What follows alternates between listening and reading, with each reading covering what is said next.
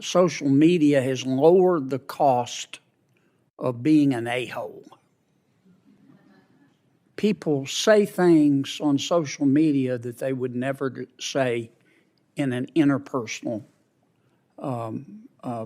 exchange. Adults, even though it's depressing sometimes, can deal with that. It's hard for young people. We've talked about a number of problems that are presented by social media: data, privacy, sexual exploitation, but also mental health, and the impact that I think it's clearly having on particularly young women in the Gen Z generation, 10 or 11 to 25 and 26. They're living their lives on social media. And they're not developing interpersonal relationships. It's making them very fragile. It's reaffirming this culture of victimhood. They're not getting ready for the world. So let me cut to the chase. I'll start with Mr. Am I saying it right? Golan? Golan, I apologize.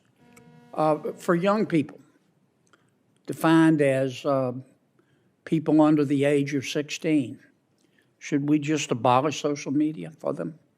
Don't let them access it? You know, things are so serious that Give me some quick answers, because I'm going to go down the line.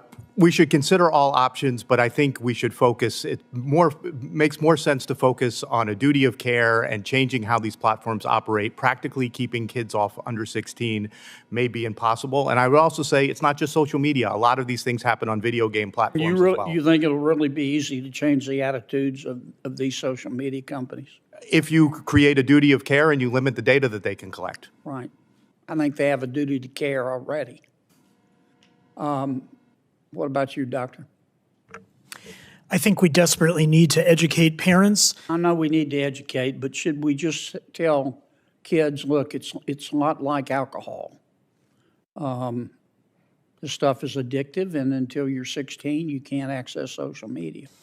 There are benefits that also come from social media, and I don't know whether it's realistic to keep kids off of it completely. I think practicing moderation with close parental supervision, with substantial education coming from the school. Here's a news flash for you. A lot of parents don't care, Doctor.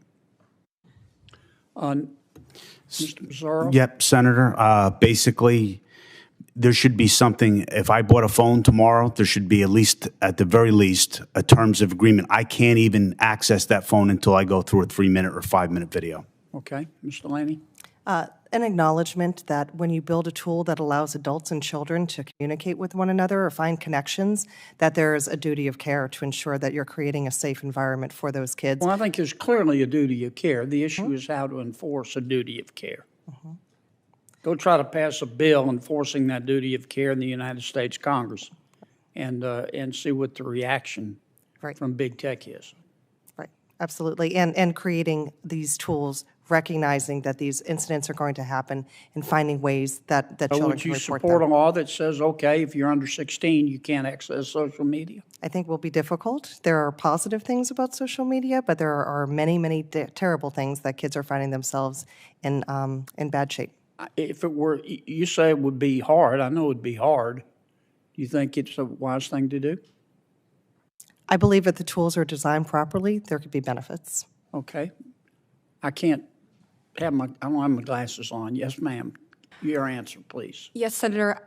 I have not spent a lot of time thinking about specifically the right age to enter, because I do not think that it addresses the fundamental question we must answer: how to create online spaces that are safer when kids decide to enter. Because I can tell you that these age Is that a no?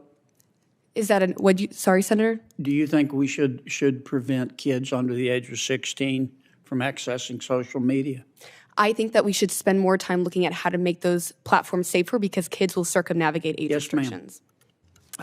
And I agree with Ms. Lemke as well. I think that safeguards is the way to go. If we look historically at the automobile industry, it was not safe, but we brought in seatbelts, airbags, and now it is much safer. And we can do that with this industry.